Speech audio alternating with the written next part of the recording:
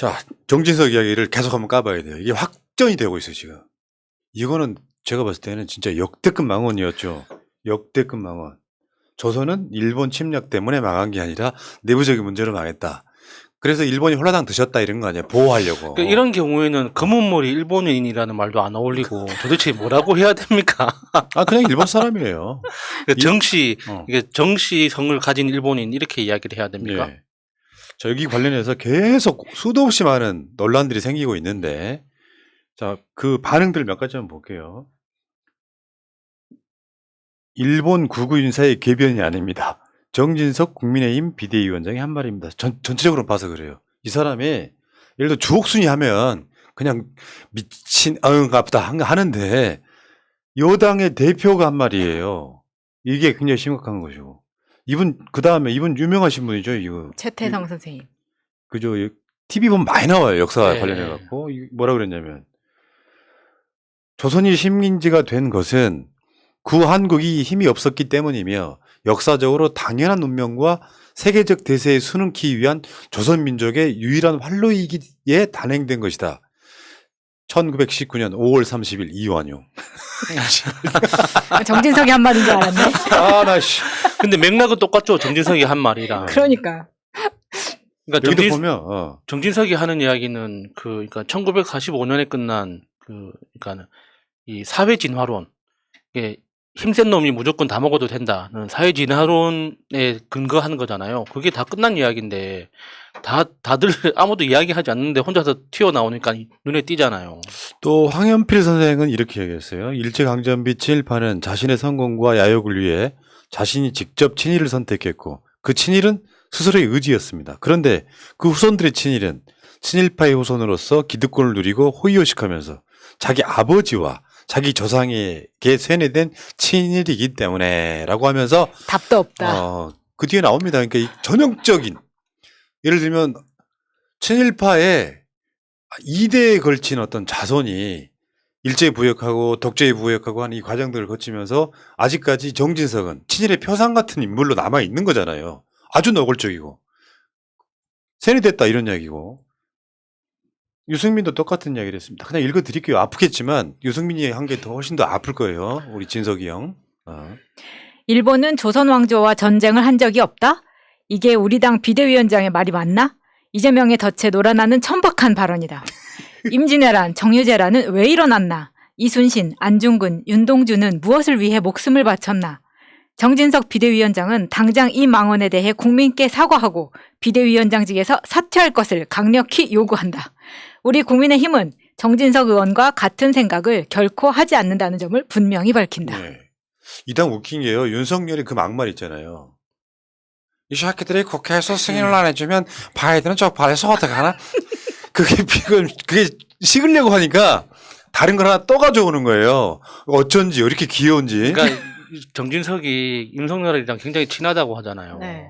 뭐 나이도 비슷해가지고 친구 먹고 한다는데 이제 친구 덮어주려고 이제 큰 용기를 낸 건지 모르겠지만 이게 이 국민의힘의 전형적인 패착 있잖아요. 논란을 해명하면은 그 해명 때문에 논란이 더 커지는 그게 똑같이 반복되고 있는 거예요. 네. 사실 우리 민족 입장에서 뭐 논란이 이렇게 있을 수 있겠지만 정말 할 수 없는 말을 해버린 거거든요. 이 망언 자체는. 왜냐하면 일본 자체는 우리 기억하시겠죠. 임진왜란 때부터 뭐 여러 가지 명분을 들어서 한국을 침략하고 고려 시대에도 왜구가 있고요. 심지어 조선 초에 이성계가 왜구를 토벌하기도 하고 막 그래요. 이 과정들이 있어.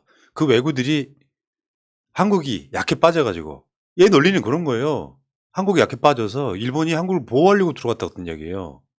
실제로 일본이 침략할 야욕이 없으면 조선이 약해졌든 말았든 들어올 이유가 없는 거잖아요. 그런 이유라고 보시면 될 것 같고 어쨌건 우리 민족들 입장에서는 일제가 2차 세계대전 일으킨 게 이유가 뭡니까?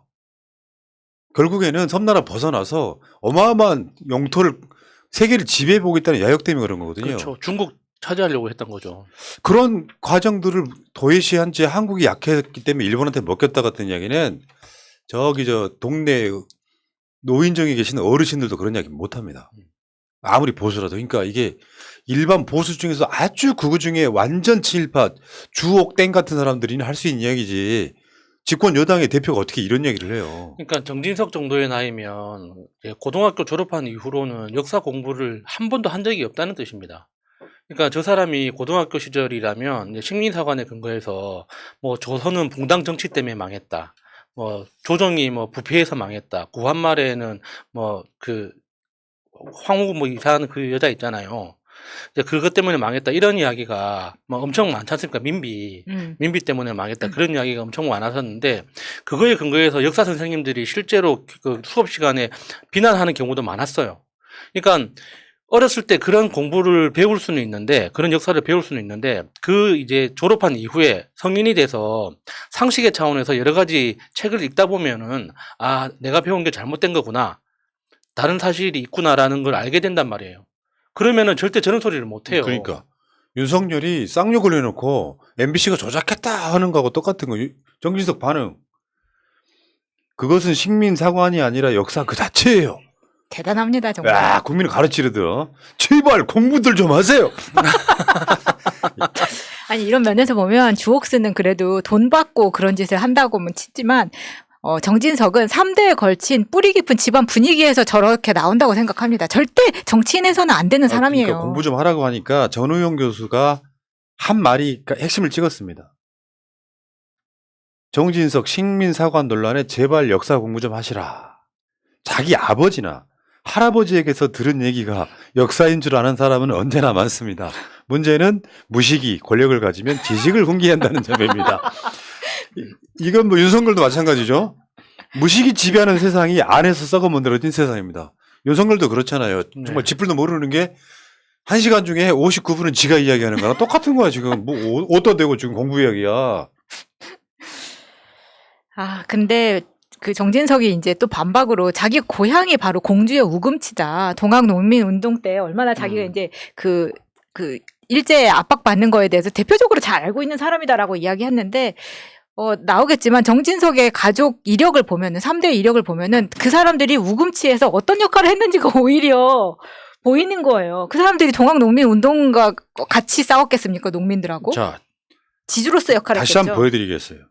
한국의 친일파의 대표적인 모습이에요, 이 사람이. 가족, 다시 한번 보여드릴게요. 정진석 후보 조부, 정인각, 친일 행각 드러나. 이게, 할아버지 정인각은 일제강점기 당시 계룡면장을 지냈으며, 일제강점기 이전부터 지주 집안이었다. 그 다음에 이제 아버지, 정성모죠? 정성모 이렇고. 내무부 치안국장. 네. 이런 방식으로 지금 정성모가 3.1운동 망세 그 운동이 일어난 1919년부터 28년까지 계룡면 서기, 1929년부터 1942년까지 계룡면장을 지내며 친일 행적을 했던 인물인 정인각 뭐 이렇게 이다 이렇게 마사오. 됐는데 이름도 실제로 있네요. 친일파로 인증받은 사람이에요. 굉장히 적극적인 친일 행위를 했던 거죠. 근데 더 중요한 거는 아버지나 할아버지한테 들은 이야기가 역사로 착각하지 말라는 이야기 아까 예. 하셨잖아요. 실제로 정진석이 친일청산법 반대했던 인물이기도 해요. 그러니까 지금 여기 나오는 이 사람들이 이번에 윤석열이 당선되고 나서 일본에 파견됐던 바로 그 인물들이잖아요. 여기에 정진석 이력을 보면 나와. 친일청산법 발의 반대, 지소미아 종료 반대. 원래 친일파예요. 그때 이 사람들이 가가지고 우리가 뭐가 아쉬웠는지 대통령 당선됐다고 일본에 특사를 파견할 때 단장이 정신적이었습니다. 한일 정책 협의단. 그러니까 정진석 같은 케이스를 설득하는 거는 사실상 불가능하거든요. 그러니까 사실을 근거로 해서 어떤 주장을 하는 게 아니라 자기 믿음을 근거로 해서 이야기를 하고 있는 거기 때문에 네 믿음이 틀렸다고 이야기하는 건 누구도 받아들일 수가 없는 거 아닙니까? 근데 그때 그 표 다시 한번 보여주십시오. 그때 파견됐던 사람들 정진석만 그런 게 아니고 다 관련자들이에요. 여기 밑에 노란 표시된 거 있죠. 이상덕 그때 우리가 방송을 한번 이야기한 적 있죠. 한일 위안부 졸속 합의 실무 책임자가 이상덕이었고요. 그 다음에 윤덕민 위안부 합의 대일 정책 적극 관여했던 사람이고 박철희는 위안부 합의를 두둔했던 사람이고 우정엽은 지소미아 종료를 반대했던 사람. 이런 놈들이 일본에 가서 사실상 고려 외교가 시작된 거예요. 이따가 뭐 그 이야기가 좀 나오겠지만 일본에 완전히 납작 엎드린 애들. 문재인 자체는 자신들이 적일 수밖에 없는 한일 무역 전쟁 때문에 이런 놈들이 파견됐던 바로 그게 결국에는 지금 이 사단이 나고 있다 이렇게 보고요. 그러니까 2019년도에 한일 무역 갈등 그 촉발됐을 때 강경화 장관한테 했던 그 질의 내용을 보면요. 그러니까 당신 어쩌려고 그러냐. 일본한테 우리가 이길 수 있겠냐. 일본 건드리면 안 된다. 이런 이야기를 하거든요. 그러니까 그 사고방식이 그때부터 확실히 보이는 거예요. 그때 발언도 진짜 놀라웠었죠. 예. 그러니까 그때 강경화 장관이 만약에 일본이 무역 제재를 하면은 우리도 그에 상응하는 대응을 마련할 거다. 이렇게 이야기를 했는데 그게 당연한 이야기 아닙니까? 이 정진석 망언의 3단 논법이라는 게 있어요. 일본이 잘못한 게 없다. 조선이 잘못했다. 조선이 잘못돼서 일본에게 강점당했다. 식민 지배를 당한 이유는 우리가 제공했기 때문에 일본을 비난해서는 안 된다. 이 3단 논법이야 지금. 그러면 이 논리대로라면은 정진석보다 힘센 사람한테 맞아도 정진석은 아무 말도 못 하는 거예요. 그렇죠. 정진석이 약해서 맞았기 때문에. 네. 이 연병하네. 논리적으로 말이 안 되는 짓을. 얼마나 천박한 생각입니까, 진짜. 정진석만 그렇습니까? 윤석열의 아버지 윤기중 이게 일본 문부성 국비장학생 1호인데요. 이 양반이 문제는요. 그러니까 이게 한일 합의가 이루어지고 나서 일본과 다시 이제 외교가 시작됐잖아요. 박정희가 이제 일본한테 돈 받고 다시 시작했잖아요. 윤기중이 문부성 장학생 1호로 일본에 가서 이제 국비장학생으로 공부를 하고 오는 거잖아요. 예. 그리고 나서 일본으로 가는 사람들이 줄을 잇게 돼요. 일본이 돈 돼가지고 우리나라 좋은 나라야 라고 그래서 실제로 현존한 친일파가 양산되는 시작점. 그게 윤기중이에요 또. 놀랍지 않습니까? 그렇죠. 그러니까 집안에서 교육을 어떻게 받았겠어요. 보지 않아도 뻔하죠. 일본이 먹여 살리고 아버지를 이렇게 공부를 시켜가지고 우리나라에서 교수가 되고 석좌교수가 되고 나중에는 그 국립 학술원 같은데 등록이 돼가지고 계속 연금이 나오지 않습니까? 죽을 때까지 연금 나오는 거잖아요. 그래 우리가 아베가 살아있 생전에 문재인 대통령 있을 때 일본의 목표가 한국의 정권교체다 이런 얘기를 했다는 그때 논란이 있었잖아요. 한국의 정권교체다. 그러면 상식적으로 봤을 때 일본은 문재인 대통령이 껄끄러우니까 이것을 정권교체를 하기 위해서 일본은 가만히 있었을까요? 이게 의문점이고 이런 논란들이 있을 때 그때 굉장히 그런 얘기가 많이 있었죠. 소위 말하면 잼머니라 그래서 네. 일본 돈으로 공부하고 돌아온 사람들이 실제로 한국에서 친일 행각을 지금도 하고 있다. 그 시작점이 윤석열 아버지이기도 하고요. 실제로 그런 사람들이 우리나라에 곳곳에 암약하고 있는 일종의 스파이다. 이런 이야기까지 있지 않습니까? 윤석열 대선 때는 일본이 그냥 있었겠냐고. 난 그게 궁금해 죽겠어. 뭐 그런 얘기까지 있잖아요. 뭐 사실이라고 믿고 싶진 않지만 일본 야쿠자 자금이 들어와서 대선 때 쓰였다. 뭐 이런 얘기까지 있지 않습니까? 그러니까 뭐 우리나라에 들어와 있는 뭐 사금융들, 일본 자금 굉장히 많잖아요. 이제 문재인 정부 시절에 이제 기준금리가 계속 내려가면서, 그러니까 대출이자 금리가 법정 이자가 계속 내려가면서 그 일본 자금들이 철수를 해야 되는데 그 철수하기 전에 마지막으로 뿌리고 간다. 뭐 이런 소문들도 있었잖아요. 윤석열에 대한 일본의 반응이 이런 거였어요. 윤석열 일본 주장 정당화 시켜주는 고마운 존재다. 참네. 이 일본에서 이런 정도로 방송을 한다는 거는 우리 국민한테는 역적이나 다름없는 겁니다. 그러니까요. 그러니까 요번에 이제 유엔 총회 갔다가 그 일본 총리 만나려고 일본 사람들이 있는 곳으로 직접 찾아갔잖아요. 네. 그것도 굉장히 치욕적인 장면이거든요. 그러니까 그 일본 입장에서는 그러니까 엄청 그렇게 목 뻣뻣하게 해도 이상할 게 전혀 없는 거예요. 상대가 먼저 굽히고 들어오는데 뭐하러 그걸 잘해줍니까? 아까 마차님 이야기도 했지만 정진석의 고향 공주 우금치에서 동학농민군 10만 명이 학살됐다. 요거를 정반대로 이야기가 논리적으로 안 맞잖아요. 일본과 전쟁한 것이 아니다. 일본군이 들어와서 동학 농민군 10만 명 학살했단 말이에요. 그것도 지 고향에서요. 그럴 때 정진석의 조부 같은 사람들이 일본 편 들었겠어요? 한국 편 들었겠어요? 그러니까요. 만약에 내 고향이 우금치인데 항일 운동을 했다 그러면은 당당하게 지금쯤 얘기를 해야 되잖아요. 예. 우리 집안은 이런 집안이다. 근데 그런 말을 못 하는 겁니다. 왜? 아버지는 오타니 마사오기 때문에.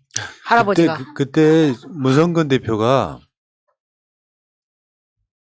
우금치에서 눈이 쏟아지는 날 동학 혁명의 그 현장에서 한 연설은 지금 유튜브 찾아보시면은 문성근 우금치를 찾아보시면은 거기 보면 피를 토합니다.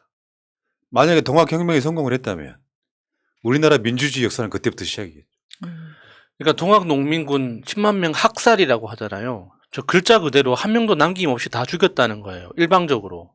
저때 당시에 일본은 조총을 가지고 있었고 그 동학농민군은 뭐 이렇게 도끼, 뭐 쟁기, 낫 이런 것들을 가지고 이제 무기 삼아서 이동을 하고 있었는데 저 우금치에서 맞닥뜨려 가지고 그때 동학농민군이 결의를 다지죠. 우리는 여기서 포기하지 않고 끝까지 진군한다. 그래서 이제 조총에 일방적으로 맞아가지고 다 그 글자 그대로 학살을 당하는 장면이 벌어지는 거죠. 그 이후로 이제 우리나라에서 동학 농민의 어떤 그 불씨가 꺼졌다 이렇게 이야기를 하는데 정말 이건 잔인한 거 아닙니까? 아무리 자신의 어떤 정치적인 그 기반에 대해서 반대를 한다고 하더라도 10만 명이라는 사람을 일방적으로 다 남김없이 죽인다는 것 자체가 사실 상상하기 어려운 일이잖아요. 일본 놈들이 왜 우리나라 독립운동가들 처단하는 장면을 우리가 분노했잖아요. 뭐 작두 쓰는 건 말할 것도 없고 뭐 죽이는 것 자체가 너무 포악하고 나중에는 인체 실험까지 가는 위안부는 말할 것도 없고 이건 지구상에 존재하는 인간계가 아니에요. 이 새끼들은. 일본 놈들은. 그런 놈들의 혜택을 받아가지고 예를 들어서 프랑스였다면 정진석이 지금 정치할 수 있겠어요? 도륙을 내버렸을 텐데. 민족의 배신자? 자기 할아버지부터 시작해서. 그게 지금 친일 정산이 안 된 이유 때문에 근데 지금 뻔뻔하게도 한국이 이런 나라다 보니까 뻔뻔하게 저런 소리 하고도 제대로 배우라. 좀 배워라 이런 얘기를 어떻게 뻔뻔하게 본인이 합니까? 근데 이런 사람이 오선을 하고 국회 부의정을 하고 여당의 지금 비대위원장이잖아요. 다 대표라고 할 수 있습니다. 뭐 러시아가 우크라이나를 침공한 것은 우크라이나가 약해서 그런 거죠. 모든 논리를 그렇게 다 만들 수 있어요. 예를 들어서 우리 집에 도둑이 들었어요. 그 도둑이 들었는데 이 정진석이 놀리면 내가 도둑질 당한 것은 강도를 당한 것은 문단속을 제대로 안 했기 때문인 거예요. 그게 이제 가해자 논리라고 하는 거거든. 왜 그 미투나 이런 데서도 그런 논리가 나와요. 네가 어떻게 하고 다녔길래 그렇게 성추행을 당하냐 같은 이야기예요. 그게 가해자 논리는 하면 안 된다고요. 잘못한 놈을 먼저 나무를 해야 되는데 이거 말도 안 되는 짓거리 하고 있는 거고 그래서 이재명 대표가 해방 후의 친일파 행태나 다를 바 없다. 똑같잖아. 해방 후에 친일파 행태라는 건 그런 거 아니에요. 왜 너 친일했어? 그러니까 아니 일본이 들어와서 우리 지금 조선 정말 잘 살게 해준 거 아니냐. 그 논리를 하고 있는 거거든. 그러니까 거기다가 해방 후에 친일파가 미군정에 의해서 다시 이제 고용이 되잖아요. 그러니까 친일파들이 독립군들을 때려잡는 그런 그림이 나왔지 않습니까? 그러니까 지금 과거의 친일파 집안에서 먹고 자란 사람이 다시 친일적인 행적을 이야기를 하면서 반대로 독립에 대해서 자긍심을 가진 국민들한테 똑바로 배우라고 지금 역으로 역성을 내고 있는 거 아닙니까? 그러니까 예전에 그 친일파들이 독립군을 때려잡는 그런 그림하고 똑같은 거죠. 근데 정진석의 이 발언이 무서운 게 어떻게 보면은 이거 그냥 통째로 일본에 우리나라 갖다 바치고 싶어서 저런 말 하나라는 생각도 드는 이유가 지금처럼 용산으로 지금 이전하고 있는 상황에서 국방부가 이전 공백이 생겨 있는 상황입니다. 거기에 사이버 국방부는 또 두 개로 나뉘어가지고 아니 사이버 국방부가 두 개로 나뉜데 말이 돼요? 일단 거기서부터 말이 안 되잖아. 그런데다가 이런 안보 공백 사이에 정진석의 논리로라면 일본이 지금 당장 우리나라 쳐들어오면은 우리나라는 아무것도 지금 방어를 얼마나 잘하고 있는지 모르겠지만 지금 국민들이 느끼기에는 지금 구멍이 확 뚫려 있는 상황 같이 느껴진단 말이에요. 그러면 일본이 쳐들어왔을 때 일본이 쳐들어오면 그럼 정당한 것입니까? 그러니까요. 말도 안 되는 논리. 지 발에 지가 걸려 넘어지고 페이스북에다 글 쓰고 악플이 들여오니까 댓글을 못 달게 만들고 그저 성일종이나 이런 사람들이 막 극렬하게 나서는데요. 뭐라 그랬냐면은 군대도 안 간 이재명이 뭐 먹을 게 있다고 국방위에 와서 이러느냐. 그러면 그 윤석열 욕하는 거지 뭐예요. 몸을 다쳐서 장애인이어서 군대를 못 간 거랑 부동시 의혹이 있는 자랑 같아요. 그런 자가 국군 통수권자 하는 건 괜찮고 도대체 이런 짓들을 이렇게 뻔뻔하게도 합니까? 근데 문제는 지금 한미연합훈련이요. 국민의힘이 거짓 선동을 하고 있어요. 그거 한번 봅시다. 역대 한미일 훈련은 정보만 공유하고요. 같이 한 경우가 없었습니다. 지금까지. 정보만 공유했다고. 근데 요거를 문재인 정부 때 합의한 사항이다라고 거짓말을 해요. 그거 한번 볼게요. 한겨레 신문에 만든 표 한번 보겠습니다. 한일 주요 군사 협력 일지해가지고 1999년부터 2016년, 뭐 2017년, 2022년 뭐 이렇게 일지로 돼 있잖아요. 이 도표에 보면은 한국과 일본이 같이 뭘 조사한 적은 있어. 그리고 훈련을 하더라도 독도 앞에서 한 적은 없었고 같이 한 적도 없었습니다. 근데 요거를 2017년에 그 뭐 한미일 국방장관이 모여서 군 북미사일 경보훈련 대잠전 훈련 지속 실시라고 했다는 말. 요거는 같이 한다는 게 아니고요. 따로 하는 거예요, 따로. 네. 근데 요거를 문재인 정부 때 합의한 사항이라고 거짓말하는 거예요. 그러니까 따로 한다는 게 우리나라 해군은 제주도 뭐 동쪽에, 일본 해군은 그러니까 일본 동쪽에, 이 미국 그 해군은 일본 서쪽에 이렇게 각각 서로 이제 자기 영토를 지키면서 정보를 공유하고 통신하는 그런 훈련들을 계속 해왔다는 거예요. 지금 이번에 한미일 연합훈련처럼 독도 및 180km 지점에 한국, 미국, 일본 다 이 세 개의 군사력이 동시에 모여가지고 훈련을 한 적은 없다고. 그것도 공격 목적으로. 근데 그걸 이야기를 하는데 한미일 연합훈련을 계속 해왔다. 이런 식으로 말장난을 하는 거거든요. 그러니까 한미일 연합훈련을 한 적은 있죠. 근데 이렇게 공격 목적으로 한 적도 없을 뿐더러 군사 목적으로 훈련을 할 때는 자국을 지키는 방식으로 했던 거지 같이 모여서 한 적은 더더욱 없단 말이에요. 그러니까요. 거짓말 하는 거예요. 정말 뻔뻔해자들은. 그런데다가 독도 근처 같은 데서 만약에 모의 훈련을 하게 된다면 그게 모의 훈련으로 끝나겠어요? 특히나 일본하고 한국은 이것 때문에 사이도 안 좋은데 군인들의 심리적으로도 진짜 싸움처럼 할 겁니다, 훈련을. 그리고 근데 대통령실에서 지금 계속해서 해명을 하는 것들이 우리가 계속 대통령실의 해명을 더블 체크해야 되는 상황이 오는 거예요. 이렇게 거짓말을 계속하니까. 네. 생각 한번 해보자고. 내가 군대에 있을 때가 벌써 몇 년 전이야? 그때 한 30년 됐어요. 그때에도 전쟁이 일어나면 한국이 북한을 일주일 안에 이긴다. 그때도 한미 동맹이라는 게 있었으니까. 네. 심지어 전 세계 군사력 1위 국가가 미국이에요. 아마 군사력 28인가 그래요. 북한이. 한국 독자적으로 다 군사력 6위입니다. 6위. 근데 북한이 미사일을 쏘자마자 득달같이 모여가지고 연합훈련이라는 걸 해. 이건 미국의 요청에 의한 건 맞는데 일본이 거기에 일종의 쪽지 예산처럼 뭔가 쓱 집어넣어가지고 거기에 한국과 미국을 같이 훈련하게끔 만드는 모사를 하는 거예요. 네. 그 상황들이 만들어지고 있단 말이에요. 그러니까 세계 군사력 1위 미국하고 한국 군사력 6위 한국하고 그걸로도 충분하잖아요. 네. 불과 몇 년 전에 한국을 침략했고 한국 땅을 자기네 땅이라고 우기는 그 일본과 연합훈련을 한다는 것은 역대급 사건이에요. 대한민국 역사의 역대급 사건이라고. 훈련을 해도 따로 했고 독도에서는 한 적이 없었고 이거를 너무 자연스럽게 독도 앞바다에 전범기 우길기를 단 일본 군대, 일본 자위대, 해군 자위대, MBA라고 합디다. 마스터 베이션 아미. 그런 애들이 들어와서 훈련한다는 게 말이 됩니까? 그러니까 미군의 태도가 이렇게 더 걱정되는 부분이 느껴지는 거죠. 그러니까 자위대는 글자 그대로 방어 목적으로만 운영을 해야 되는데 이번에 한미일 연합훈련은 공격 목적이었거든요. 그러니까 그 공격 목적에 일본군을 참여시켰다는 건 미군으로서는 그냥 운영 중에 공격 할 수 있는 어떤 여지를 열어줬다는 걸로도 해석할 수 있는 거잖아요. 네. 그러니까 앞으로 한국하고 일본하고의 그 군사적 관계가 어떻게 정립이 될지에 대해서 더 걱정이 되는 겁니다. 일본이 앞으로 더 강력하게 도발을 한다고 했을 때 그러면은 미군이 어떤 태도로 나올까? 이제 이번에 이 훈련을 통해서 엿볼 수 있는 거예요. 야, 정말 그렇습니다. 아무튼 이 논란은 한 달짜리야 내가 봤을 때는. 뭐 윤석열의 그 새끼들이 국회에서 승인을 안 했지만 바이든은 저 빨리 선택하나 이거는 아무것도 아니야 이거는. 그거는 욕은 할 수 있어 솔직히 말하면. 윤석열이 안 했다고 우기니까 문제지만 요거는 역대급 사건이에요.